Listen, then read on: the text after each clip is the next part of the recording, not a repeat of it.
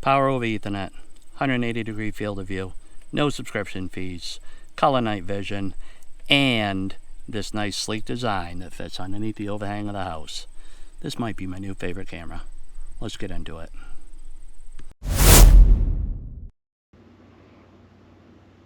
What we have here is the Reolink Elite XPro Power over Ethernet. I'm very excited about this camera. Reolink did send me this camera for free for testing and feedback purposes only. This is not a sponsored video. I'm going to give you my honest opinion of this camera. I do have high hopes.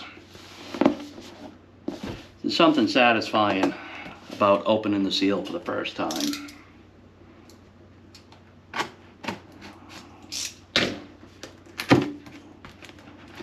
We're all seeing this together for the first time.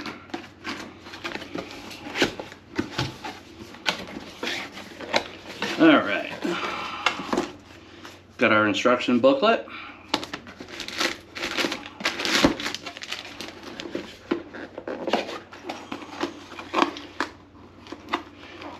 Got our box with our, looks like our usual goodies. Patch cable, weatherproof connector, not a fan of those. Always use dielectric grease on your installations. The patch cable, let's talk about this for a second. This is great that Reolink includes this. Always connect your camera to your power over Ethernet switch or NVR first to make sure that it's hooked up right and operating correctly before you install it in its final location. Can't tell you how many times I've seen people put it right up at its final location, only to come to find out there's a problem with their existing wiring. Their Cat 5, Cat 6, whatever Ethernet wiring is going to it. All right, here it is. Wow, look at that.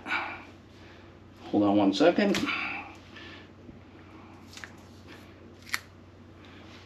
There it is.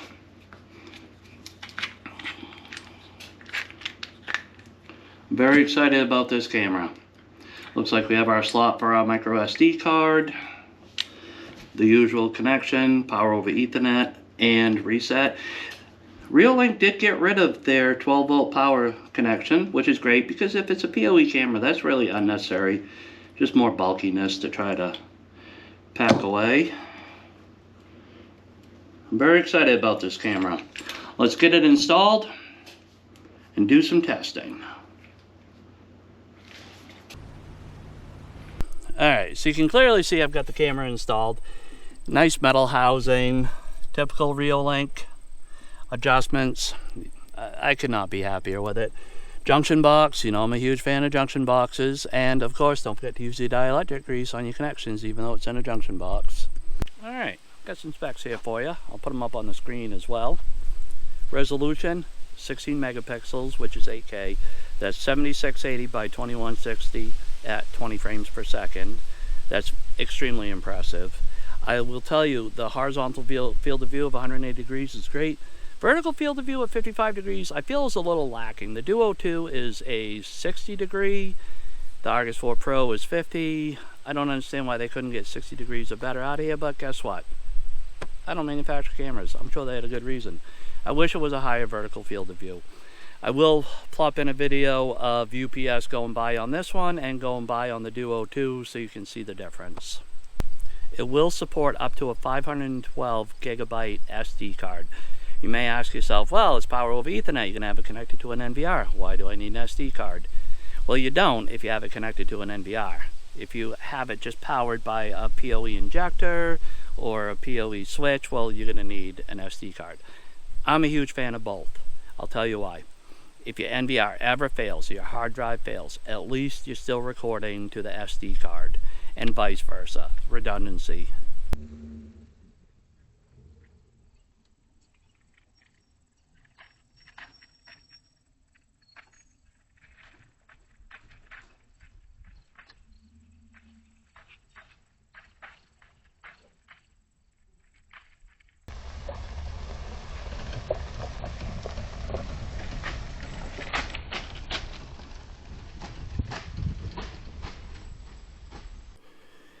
We had a bear come visit. It did trip the motion detector light at the end of the house, and you can see the bear coming across the front lawn. The only light on the front lawn is the light from the camera itself. Where you see it disappears, that's over 50 feet away in the pitch black. That's actually pretty impressive. I'm not mad at it. This is the video and sound quality at 50 feet.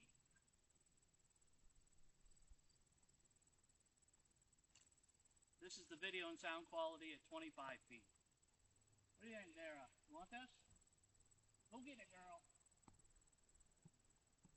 Not bad.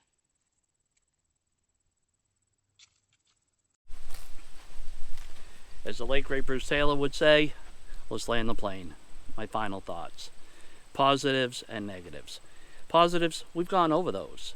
It's a great camera. It does have a few negatives, however. It has a fisheye effect on the ends, and I don't understand it, that warping fisheye. Hopefully Reolink, you can release a firmware update that'll fix that. The Duo series doesn't have it, the Argus 4 Pro doesn't have it. I don't understand why this camera has it. That, I would say, is the biggest drawback. But it's not a deal breaker. This is a fantastic camera. The other negative, I would say, is that 55-degree field of view.